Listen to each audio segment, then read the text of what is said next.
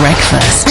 Nick Ferrari, London's LBC 97.3. Any of you see that documentary on television last night? I know we referred to it in the first hour of the programme, and indeed we talked about it yesterday morning as well, as a sort of set-up piece. It went out about 8 o'clock last night, and they had a supply teacher return to the profession some 30 years after she worked in it.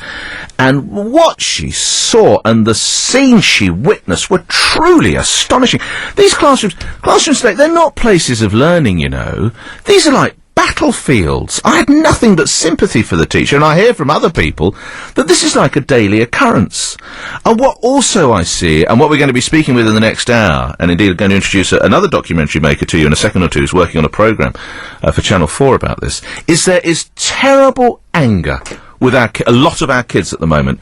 It's like if you're unfortunate enough, as occasionally happens, and you know I have a very, very fortunate existence. I've got a decent car, and I get a driver, and God knows what else. But if I go into, like, a sweet shop at kicking out time with the schools, for some reason, if I have to go in, I don't get something, get a newspaper or something, I get the Evening Standard or something, get whatever else I might need. It is absolutely incredible.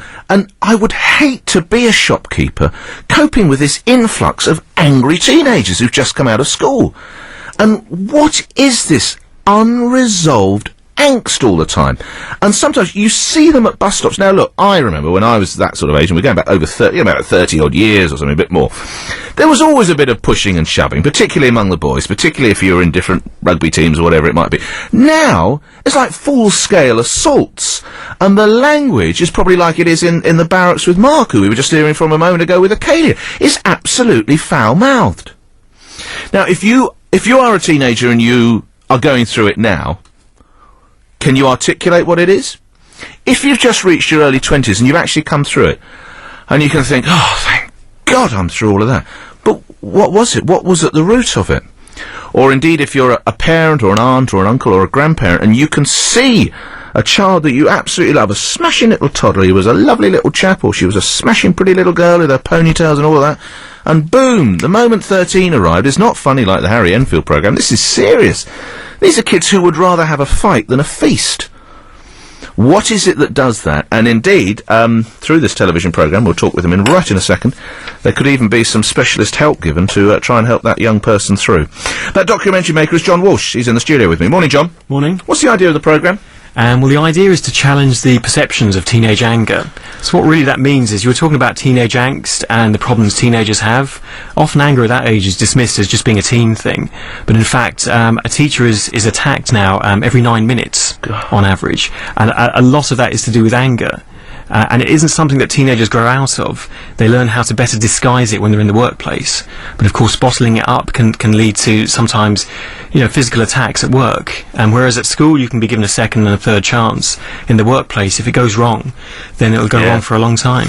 Your research shows that obviously there's, I'm sure, many courses for it, but there's two sort of key, I think you've referred to them as trigger points. That's right, yes. Well, we found that respect is something that's constantly coming up. When we're speaking to therapists, mums and dads and social workers and schools, children often feel that they're disrespected. They're not receiving the respect they should. Now, we're talking not about a telling off from their teacher. We're talking about being bumped in the queue at McDonald's. And it just kicks off? It kicks off. There's no snake at McDonald's. A snake you'd find in a queuing situation, say at the post office. Yeah. Someone bumps into you. Speaking to a girl yesterday, she went into one. She had to be carried out of McDonald's. She went hysterical. Woman bumped into her. Did apologise. This girl couldn't stop swearing at her, and even with the apologies this woman was giving, it wasn't enough. So she couldn't find a point where she could switch off and or calm down. These aren't kids with psychiatric issues. These are people who, as far as the clinicians are concerned, are absolutely fine, and they just have this terrible anger problem. That's right. Often people think, oh, they must have ADHD, which is attention deficit, or maybe they're on medication, they're hyperactive. You often hear. No, these are just regular people that regular children, teens, who on the surface look like they have it all. And sometimes people think that's the problem. Have they got too much?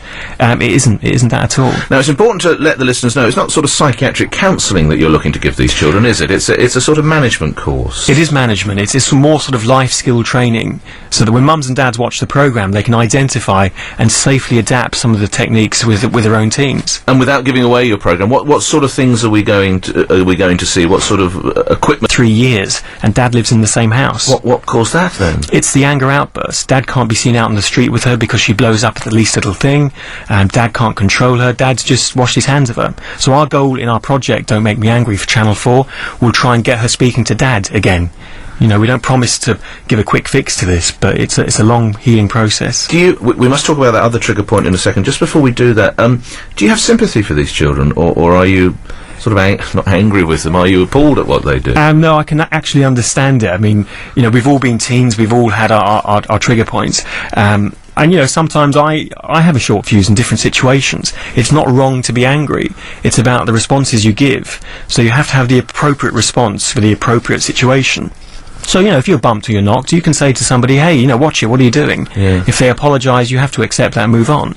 I think if you're not giving the appropriate response, this is where it goes wrong. So if you're bumped by someone and you pull a knife, disproportionate response to what's happened. So yeah, it's fine to be angry, but it has to be the right proportion, the right size of response. So in the same way you'd manage your budget if you went shopping, you have to manage your anger. Yeah. You know, you have to understand that, you know, society won't tolerate bad language. We talked about that being sort of a part of the respect, the standing in the burger bar or something. One other aspect I know you looked at is something called perceived poverty, which is, I imagine I'm in a classroom and I've got a better set of trainers or a sexier mobile phone or, I don't know, a better school bag, I don't know, something like that. Is that roughly what we're saying? That's right. When school uniforms were basically rolled back in many schools and children started wearing different clothes every day, and it's not just the girls, it's the boys too. Mobile phones was another trigger point, and now iPods is the next big thing. iPods is the new thing, is it? Right. It is, yeah, and speaking to teachers in Islington School last week, they said that perceived poverty is now almost taking over respect as one of the key triggers. You know, somebody's damaged a piece of equipment, somebody's brought it to school and lent it to somebody and it's gone wrong. I mean, in the days when people used to swap toys around, there was a form of, I guess, perceived poverty there, but now it's grown up.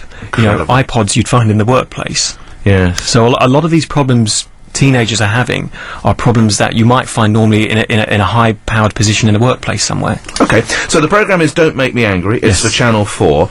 We're obviously going to take stories now from mums and dads and teenagers as well, but possibly one of the teenagers you would actually take to these special classes, would you?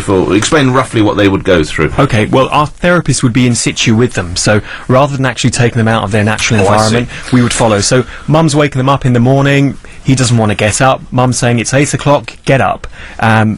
You know, the teenage girl who won't tidy her bedroom, or just makes it messy, or the teenage boy who never has his football gear ready, or something like that. And it does escalate, because it turns, often in later life, if you can't put a lid on it, and you're bottling it away, you can turn to drink, you know, you can turn to all sorts of emotional problems, heavy smoking, which all comes out of this. All comes out of anger. It's another way of channeling the anger. The programme's Don't Make Me Angry for Channel 4. John Walsh is the documentary maker. John, thank you very much indeed. We're going to come to some of your reactions concerning this. And, of course, if you are one of those teenagers, or there's one in your life, the classic story I said there, the young girl who won't dress the way that you want. What about when you try and get her to go to school and wear the skirt at the regulation length and she just won't do it?